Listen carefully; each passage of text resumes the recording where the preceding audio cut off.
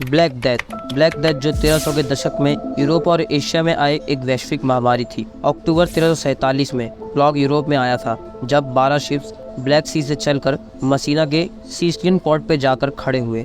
और जब वहाँ लोग जमा होने लगे और उन्होंने एक ऐसा भयानक दृश्य देखा, उस जहाज में जितने भी लोग थे इसमें से आधे से भी ज़्यादा लोग मर चुके थे, और जिनकी सांसें चल रही थी वह बीमार और उनके शरीर में काले काले फोड़े आए हुए थे जो कि फस और खून से भरा हुआ था।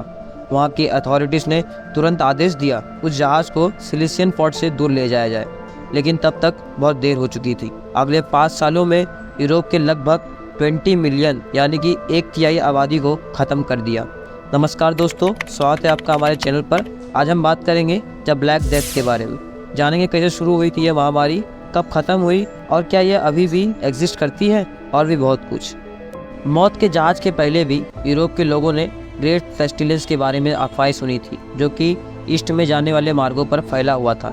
1340 के दशक की शुरुआत में इस बीमारी ने चाइना, भारत, पर्शिया, सीरिया और इजिप्ट में कई लोगों को मारा था।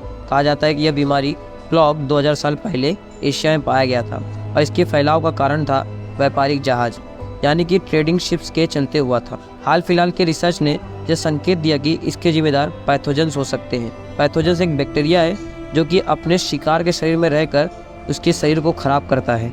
इटालियन पोएट गिovanni बोccaccio ने लिखा कि शुरुआत में प्लॉग की वजह से हाथ के बगल में साधारण सेब की साइज जैसा सूजन होता है और उसमें से खून और पस निकलने लगते हैं। बुखार आना, ठंडी लगना, उल्टी होना, डायरिया, दर्द होना, फिर उसके बाद थोड़ी ही समय में आदमी की मृत्यु हो जाती है। प्लॉग आदमी के लिम्फेटिक सिस्टम, जिसे हम हिंदी में लसिका तंत्र कहते हैं, उस पर यह हमला करता है। इसकी वजह से हमारे जो लिम्फ नोड होते हैं उनमें से सूजन आ जाती है। आसान भाषा में बोला जाए तो गांठ आ जाती है, और अगर इसका इलाज ना किया जाए तो वह इन्फेक्शन खून और फेफड़ों तक फैल जाता है।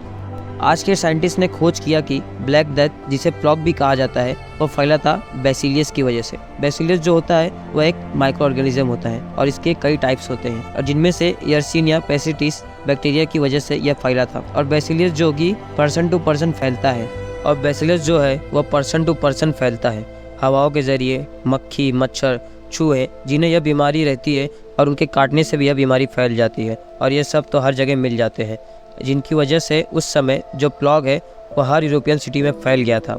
मसीना के बाद ब्लैक डेथ फ्रांस के पोर्ट मार्सिलिस, फिर नॉर्थ अमेरिका के पोर्ट ट्यूनिस, फिर रोम और भी बहुत जगह फैल चुका था। और 1348 तक प्लॉग जो पेरिस, बॉर्डियोक्स, लियोन और लंदन तक पहुंच गया था। उस समय इस बीमारी को ठीक करने के लिए लोग अलग अलग प्रक्रियाएं करते थे, जैसे कि ब्लड लेटिंग। इस प्रक्रिया में आदमी के नसों को काटकर उसकी रक्त को बाहर निकाला जाता था, जो कि बहुत खतरनाक होता था। और बॉडी लेंसिंग, इस प्रक्रिया में जो सूजन होती है उसे फोड़कर उसमें से पस और खून को निकाला जाता था।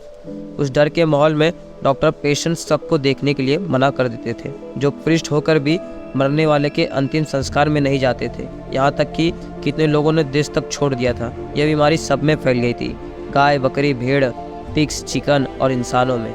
ब्लैक डेथ कभी ख़त्म ही नहीं हुआ, लेकिन उसे रोका गया, बढ़ने से स्लो किया गया। शिप से आने वाले लोगों को आइसोलेशन में रखा गया, उनसे दूरी बनाई गई। जो भी जहाज आता उनमें लोगों को 30 दिन के लिए वही रखा जाता था, उन्हें क्वारंटाइन किया जाता था। कहना गलत नहीं होगा कि पहला लॉकडाउन उस समय लग गया था।